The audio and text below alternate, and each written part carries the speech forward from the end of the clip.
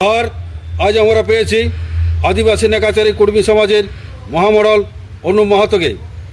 ওনার কাছ থেকে টুসু পরব সম্পর্কে বিস্তারিত তথ্য জানার জন্য আমরা অনুরোধ করছি। ধন্যবাদ দাদা। জোহার। আচ্ছা, টুসু পরব বা মকর পরবটা আসলে কি? টুসু বা মকর পরব সেটা সম্পূর্ণটাই একটা কৃষি ভিত্তিক উৎসব। এটা একটা প্রকৃতির আধারেই সমস্ত কিছু, যে আমাদের নেগাচার বলুন আর সংস্কৃতির আধার বলুন, সমস্ত কিছুই প্রকৃতির আধারে সমস্ত কিছুই হয়। এখানে কাল্পনিক কোনো বিষয় টুসুর মধ্যে নাই। তো তার অনেক কিছু বিশ্লেষণ আছে, বিভিন্ন ভাবে পুরখানি সমস্ত কিছু, যে আমাদের বুড়া পুরকারা এটা সেই কৃষি সভ্যতার আমলের যেই টুসু চলে আসছে, আমাদের যে সংস্কৃতি, তার বিভিন্নভাবে গবেষণা চলছে। বিভিন্ন লোক বিভিন্নভাবে গবেষণা করে এটা তার উপলব্ধি করার আমরাও চেষ্টা করছি। আমরাও এখনো পর্যন্ত সমস্ত কিছু ব্যাখ্যা আমরা জানার, বুঝার এবং চিন্তা করার বিষয়ের মধ্যেই আমরা আছি। টুসু পরব অনেক রকম দিক আছে। যেরকম এই পরবটা আমাদের মূলত এক মাস আগেরলেই পরবটা আমাদের মধ্যে চলে আসে। সেই এক মাস যে আসে সেগুলা আমরা কোথা থাকতে জানতে পাই?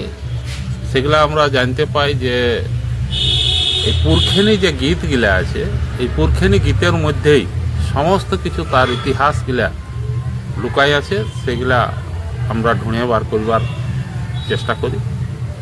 আপনারাও উপলব্ধি করতে পারবেন। সেগুলা সমস্ত কিছু একটুকু উল্টাই পাল্টাই দেখলে এগুলো বোঝা যাবে যে টুসু আসলে কি। টুসু হচ্ছে যে জিনিসটা, যে 30 দিন ধরে আমরা পূজা করছি, সেটা আমরা গানের মধ্যেই পাই যে 30 দিন পুজলি টুসু, 30টা ফুল দিয়ে গো, আর না পুজতে পারব টুসু, মকর হইল বাদি গো। এই গানটার মধ্যে তথ্য লুকাই আছে যে 30 দিন আমরা পূজা করছি 30টা ফুল দিয়ে। সেটা কাকে পূজা করছি? আমরা আঘন সাঁকড়াতে যে আমরা ডেনিমাইকে নিয়ে আসছি, ডেনিমাই কথার অর্থ হচ্ছে যে ধান কাটাকাটি হওয়ার পরে যে সরেস গাছিটা থাকে দিলে, সেই সরেস গাছিটা আমরা ডেনিমাই হিসাবে তাকে আমরা রাখি। এবং আমরা আঘন সাঁকড়াতে সেটাকে আমরা বিলেলে পূজা করে আমরা সেইটাকে নিয়ে আসি এবং সেই সরেস ধানটাকে সরাই রাখে আমরা ঠাকুর পিঁড়ার কাছে 30 দিন তাকে আমরা পূজা করি এবং 30টা ফুল দিয়ে পূজা করি এবং মা বহিনরা সেইটা টুসু গান গাহে তাকে সেইখানে জাগানা। তো টুসু আমাদের কি? অর্থাৎ টুসু আমাদের মায়ও বটে, টুসু আমাদের বিটি বটে, টুসু আমাদের সঙ্গী বটে। টুসু একরকম জিনিস নাই। টুসু আমাদের কখনো হচ্ছে আমাদের সঙ্গী, কখনো হচ্ছে আমাদের মাই, আবার কখনো হচ্ছে আমাদের বিটি। তো আমাদের সঙ্গী কখন হচ্ছে না? আমরা যখন সেই টুসুকে ঠাকুর পিঁড়ার কাছে রাখে আমরা 30টা ফুল দিয়ে 30 দিন পূজা করছি বা তাকে জাগাছি, আমরা সেই একসঙ্গে মিলেমিশে গান গাহে, তখন আমরা কিন্তু তার সঙ্গী হচ্ছি। তার একসঙ্গে আমরা তাকে নিয়ে আমরা মাতে থাকি, তখন আমরা কিন্তু হচ্ছি তার সঙ্গী। আমাদের বিটি কখন হচ্ছে না? আমাদের মেয়েকে আমরা সাধারণত বাপের ঘরে আমরা রাখতে পারিনি। বাপের ঘরে মেয়েকে রাখলে সেখানে বংশ বৃদ্ধি হওয়া সম্ভব নয়। বংশ বৃদ্ধির কারণে মেয়েকে যেমন আমরা শ্বশুর ঘরে পাঠাই এবং শ্বশুর ঘরে পাঠাবার পরে সেখানে মেয়ে যখন গর্ভবতী হয় তাকে আমরা যেমন 9 মাসি অর্থাৎ সাদ খাওয়াতে যাই, সেই রকমভাবেই আমরা লক্ষ্য করে দেখেছি যে টুসু মাই যখন আমাদের গর্ভবতী থাকে তখন আমরাও কিন্তু তাকে সাদ খাওয়াই। অর্থাৎ পার্বণের সময় আমরা লক্ষ্য করে দেখেছি সাধে যেমন পিঠা ছাড়া স্বাদ হয় নাই, গুঁড়ি ছাড়া স্বাদ হয় নাই, সেই রকম আমাদের মা বহিনরা সেদিন ডুবিয়ে হোক বাটিয়ে হোক গুঁড়ি নিয়ে যায় বিলে বিলে ঘুরে, এবং সেই বিলে যায় আমাদের মা বহিনরা আমাদের যখন টুসু বিটি গর্ভবতী থাকে সেই সময়টা দেখবেন যে ধান সব টেট্টেরায় উঠে। সে টেট্টেরাল ধানে যায় দেখবেন আমাদের মা বহিনরা সেখানে বা যে কোনো ইয়েতে যায় আমাদের বিলে গুঁড়ি ছিটকানার একটা গুঁড়ি দেওয়ার একটা আমাদের নেগাচার একটা আছে, এবং সেইখানে ছোট বড় ধানকে ফুলে ওঠার কথা বলা হয়েছে, যে ছোট বড় ধান ফুলো ফুলো কথাটা আমাদের কিন্তু এর মধ্যে আছে। তো সেই রকমভাবে সেই জায়গায় আমাদের টুসু কে হচ্ছে না, সেই জায়গায় আমাদের বিটি হচ্ছে। আরও কোথায় পাচ্ছি আমরা যে আমাদের মাই কখন হচ্ছে, তাহলে মা কখন বলবো না, আমরা যেখানেই থাকি ঘরকে যখন আসি মায়ে আমরাকে খাতে দেয়, এই আমাদের পেটের ঢড়াটা মায়েই ভাতায়। সেই রকমভাবে আমার টুসু যেদিন মাই হচ্ছে, অর্থাৎ সেদিন যখন সে একটা ধানের অঙ্কুরোদ্গম হয়ে সে যখন গর্ভবতী হওয়ার পরে সে যখন তার বাচ্চাদের জন্মগ্রহণ দেয়, তখন হাজার হাজার ধান একটা ধানের ফলছে, এবং সেই ধানটা থাকতে অর্থাৎ সেই শস্যটা থাকতে আমরা খায়ে আমাদের পেট ভরে। যার জন্যে যে আমরাকে পেট ভরায় সে আমাদের মা হচ্ছে, অর্থাৎ টুসু আমাদের মাই, সে আমরাকে আমাদের পেটের ভরাবার সেও কিন্তু ঠিকাটা নিয়েছে। যার জন্য টুসু আমার মাই, টুসু আমার বিটি, আর টুসু আমাদের সঙ্গী। এইভাবে আমরা দেখতে পাওয়া যায় যে টুসুটা আসলে কি। কালের বিবর্তনে বিভিন্নভাবে ব্রাহ্মণ্যবাদী যে সমস্ত শক্তি তাদের দ্বারা প্রভাবিত হয়ে কিছু কিছু জায়গায় আমরা লক্ষ্য করে দেখেছি যে মূর্তি ঢুকে গেছে। মূর্তিটা আসলে টুসু নাই। টুসু কথার অর্থই হচ্ছে ধানটাই টুসু বটে, ওই শস্যটাকে আমরা টুসু বলা হয়। এখানে বীজ আমার মা বহিনরা যে একটা বিহীন ধান বা বিহীন, এই বিহীনটাকে সংরক্ষণ করাটাই হচ্ছে এই পরবটা। আগে শস্যকে সংগ্রহ করে বা বীজ সংগ্রহ করে রাখার যেদিন না শিখেছিল, এই টুসুর মাধ্যমে সেই শিক্ষাটা হয়েছে যে সরেস ধানটাকে বিহীন রাখলে আগামী বছর আবার সেটা রোপণ করা যাবে বা সেটা বুনা যাবে। যার জন্যে এই বীজ সংরক্ষণের করার কৌশলটাই হচ্ছে আমাদের এই টুসু। টুসু কথার অর্থ হচ্ছে ধান। কেন ধান বলছি না, প্রত্যেকটা যে সমস্ত গান আছে পুরখেনি গান, সেইখানেই কিন্তু আমরা সমস্তগুলা আমরা খুঁজে পাচ্ছি যে ধানটাকে কেন বলা হচ্ছে। একটা গান আছে পুরখেনি গান, কেউটা রচনা করা গান নাই বা আজকালের গান লহে, ওটা বহুত পুরানো গান। সে যেদিন কৃষি সভ্যতা আবিষ্কার হয়েছে সেদিন থাকতেই সেসব গান চলে আসছে। যেমন একটা গান আছে যে জল জল যে কর টুসু, জলে তোমার কে আছে, না ভালো করে ভাবে দেখো জলে শ্বশুর ঘর আছে। এই যে শ্বশুর ঘর জলে, কার শ্বশুর ঘর জলে না, সেই জায়গায় সেই ধানকেই উল্লেখ করা হচ্ছে। তো ধানকেই ইঙ্গিত করা হচ্ছে কেন না, জল ছাড়া ধান বাঁচবে নাই। যার জন্য সেই গানে বলা আছে যে জল জল যে সব সময় জল খুঁজিস, জলে তোমার কে আছে না, বলছে জলে আমার শ্বশুর ঘর আছে। অর্থাৎ সেই শ্বশুর ঘরকে, অর্থাৎ জলে যদি ধান যায় তবেই ধান, জল ছাড়া ধান উৎপন্ন হবে নাই। সেই রকম জলটাই ওয়া শ্বশুর ঘর, সেই জলের দ্বারাই ধানটা অঙ্কুরোদ্গম হবে, অঙ্কুরোদ্গম হয়ে সেইখানে ধানের বংশবৃদ্ধি হবে। যার জন্য সেখানেও সেই উল্লেখ করা হচ্ছে যে সেই ধানটাই আমরা খুঁজে পাচ্ছি যে সেই শ্বশুর ঘরটা আমার কিন্তু বিটির ওই জলেই শ্বশুর ঘর ওঠে, ওই জলে গেলেই তার কিন্তু বংশবৃদ্ধি হবে। তৃতীয়ত আরও অনেক গান আছে, যেমন আরেকটা গান আছে যে 1 সড়পে 2 সড়পে 3 সড়পে লোক চলে, বলছে হামার টুসু মধ্যে চলে বিন বাতাসে গা দোলে। তো বিন বাতাসে কার গা দোলে না, সেইখানেও সেই ধানকেই আমরা ইঙ্গিতটা খুঁজে পাচ্ছি।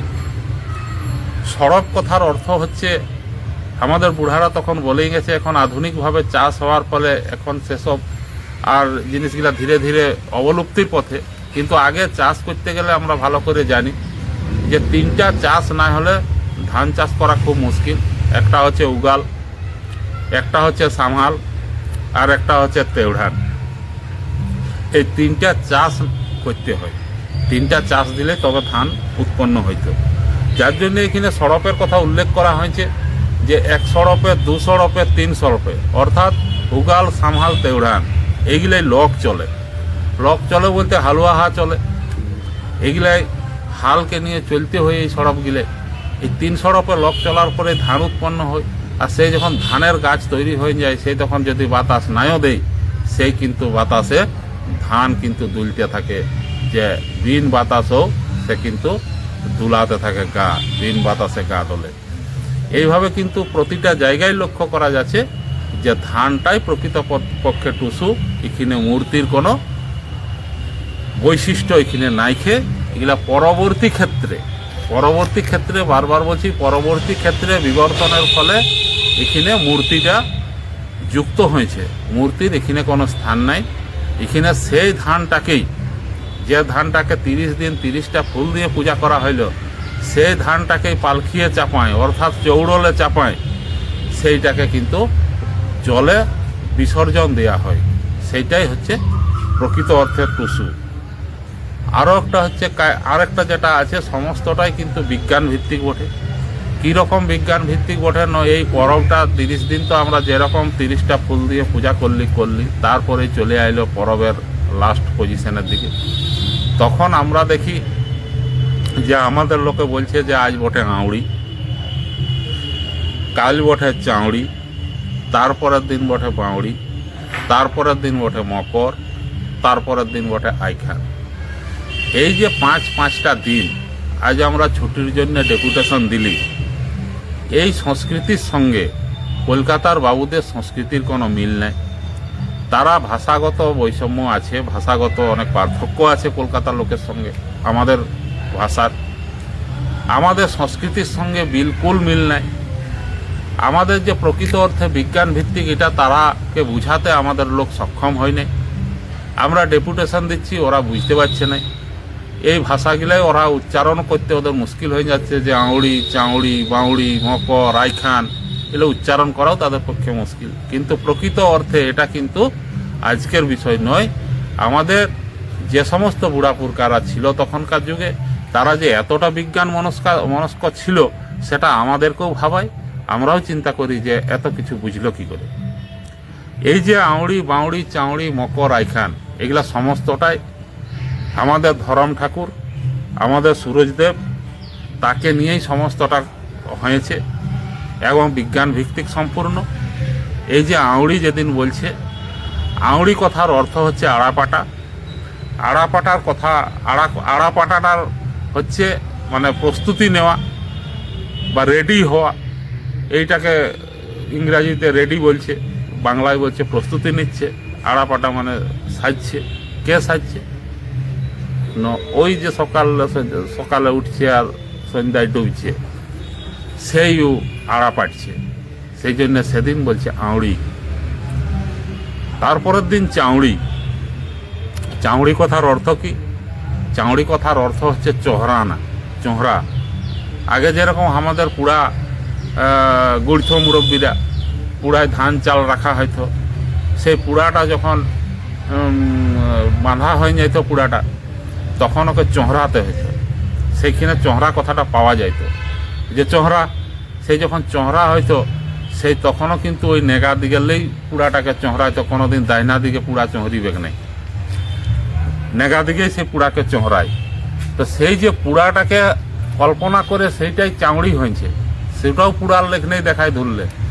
সেই যে সূরজদেব সে কিন্তু যেদিন চাউড়ি সে কিন্তু চহরিছে, অর্থাৎ সে কিন্তু প্রদক্ষিণ করার ওয়ার কিন্তু সময় চলে আসছে, সে সেদিন প্রদক্ষিণ করছে চাউড়ির দিনে, অর্থাৎ উত্তরায়ণলে দক্ষিণায়নের দিকে ওয়ার যাওয়ার একটা রাস্তা ওয়া সেদিন তৈরি করে নিয়েছে ও নিজেই, যেটা হচ্ছে চাউড়ি, সেদিন ও চহরিছে।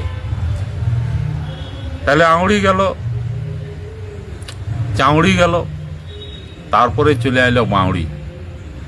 বাউড়ি কথার অর্থ হচ্ছে কি না বাড়াটাকে বলছে বাউড়ি, বেড়ে ওঠা বাংলাতে, আর আমাদের বলছে বাউড়ি, অর্থাৎ বাড়ছে। কে বাড়ছে না উ বাড়ছে, সে সূরজদেব সে কিন্তু বাড়ছে। এই যে বেলাটা ছোট হয়ে গেছিল সেদিনলে কিন্তু বেলাটা বাড়া শুরু হয়ে গেল। কেমনভাবে বাড়বে না বাউড়ি স্নান করার পরেই, সকালে মকর ডুব দেওয়ার পরেই আমাদের একটা প্রবাদ আছে যে সকালবেলা সিনাই টিনাই নিয়ে তিল খাতে বলে, যে তিল খালে কি হবে না বলছে তিলে তিলে বাড়বে। তিলে তিলে কিটা বাড়বে না তিলে তিলে উ বাড়বে, যে সকালে সন্ধ্যা উঠছে আর ডুবছে সেই উ তিলে তিলে বাড়বে। সেই জন্য সেদিন তাকে বলছে বাউড়ি।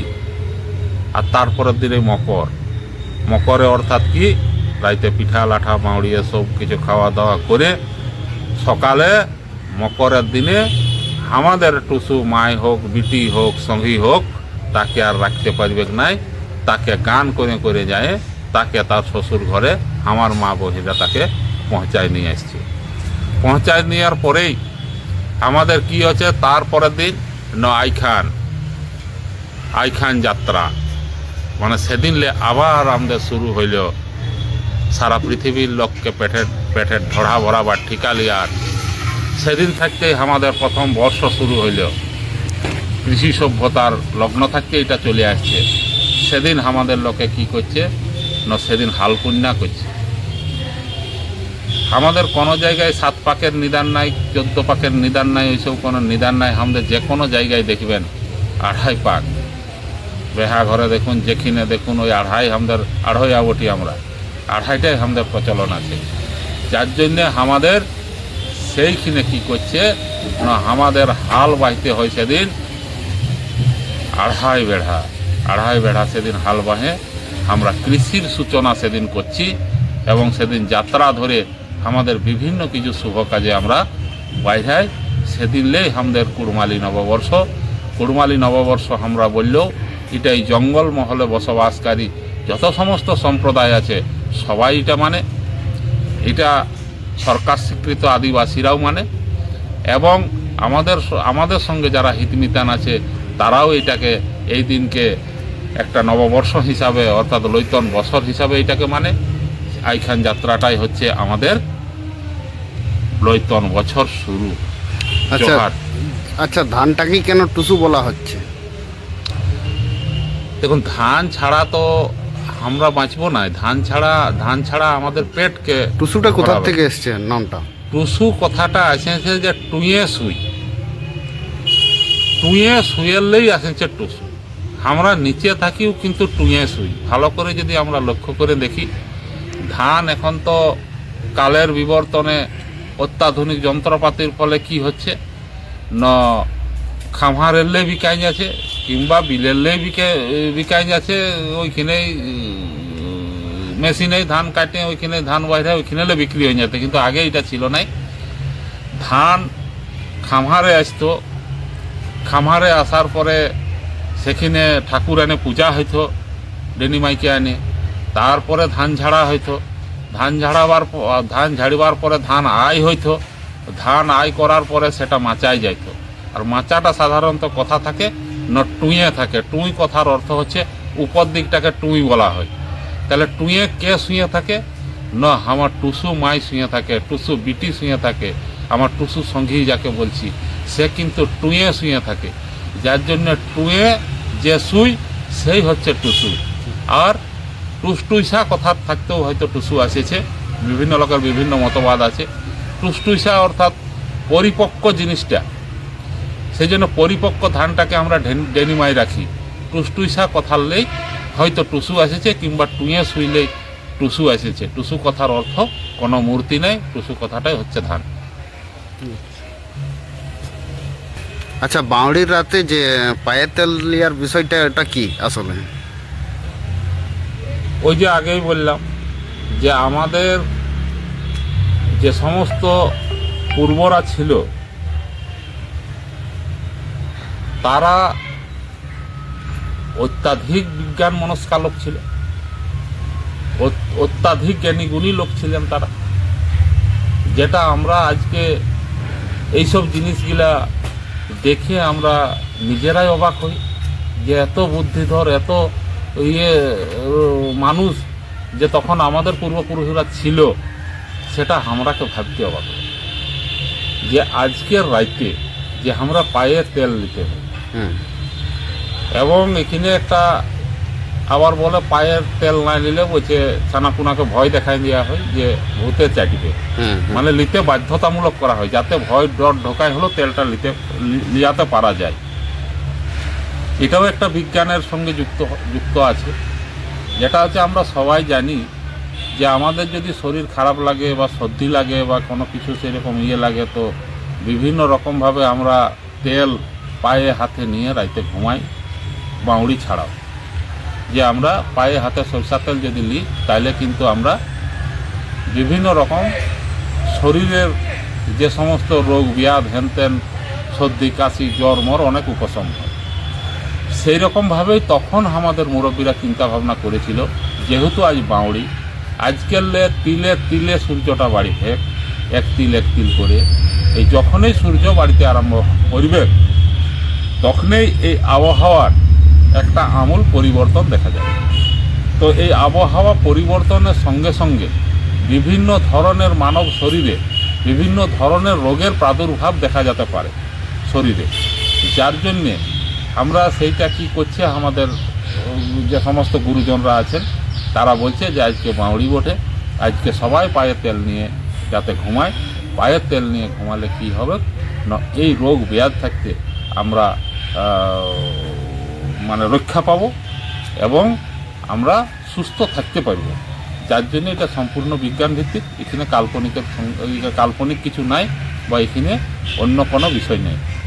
কালের ওয়েদারের পরিবর্তনের ফলে যাতে পায়ে হাতে তেল নিয়ে ঘুমালে যাতে আমরাকে আর ইয়েতে গ্রাস না করতে পারে, মানে ওয়েদার, যার জন্যেই এই নিয়মটা আজ নেই, কৃষি সভ্যতার যুগ থাকতে এটা যুগে যুগে হয়ে আসছে। ঠিক আছে, হয়ে গেছে। জয় জয়।